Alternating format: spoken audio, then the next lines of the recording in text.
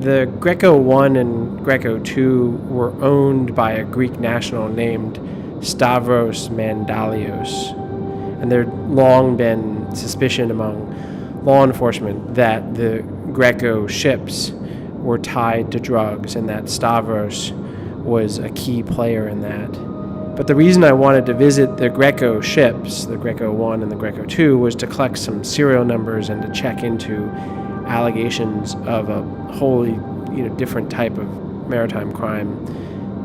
Stavros had received nearly $500,000 in EU money to decommission and essentially chop up the Greko 1 and Greko 2 as part of a program aimed at countering overfishing and thinning out the global fishing fleet. The Greko 1 and the Greko 2 shouldn't have existed anymore, and yet there they were. And that had opened up a huge controversy surrounding whether these subsidies were being stolen. So Stavros had responded to some of these questions about why these ships were still on the water, and he had responded that these are not the same ships. They look like the Greko 1 and Greko 2, and they might have that written on the side, but they're not the same ones for which he had received all this money to decommission. And that's why we wanted to get on board them and to check the key engine parts in the body of the ship, because by pulling serial numbers off of those parts, law enforcement might be better equipped to check Stavros' claim about the Greko 1 and the Greko 2. And the modus operandi for these ships was simple. It was to play on the lack of communication between countries, in this case between Somalia and Kenya. They had for years operated in Somali waters without a valid license. They had been using a type of gear that's illegal in Somali waters, and they had failed to ever report their catch data. So I went to Mombasa to try to get on board the vessels. I went with Fábio, my photographer, and our goal was to connect some of the dots here. We joined up with a guy who had been considering renting the Grekos and who wanted to take a look at them to see if they were seaworthy.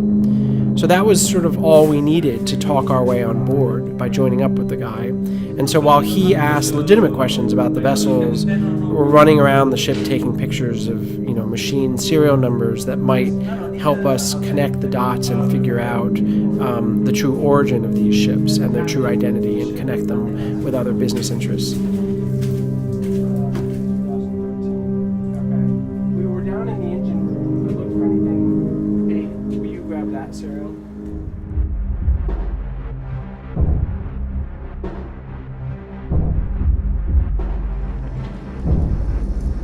And when we finally got out to the Greko 1 and 2, which were about 500 yards from shore in Mombasa in the port, our timing could not have been better. When we arrived, a crew was in the process of trying to change the ship's identity, painting over the old name and having recently filed down the embossed previous name of the ship, and also painting over that section of sort of patched area.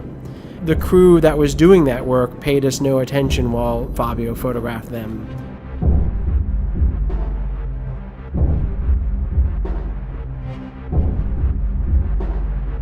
Meanwhile, we also sort of hustled around because we knew we had to move fast since there was an Indonesian engineer on board. And we figured that it was only a matter of time before he realized he probably should call Stavros and let him know that three guys were running around his ship asking all sorts of questions. And indeed, he did just that about 20 minutes in.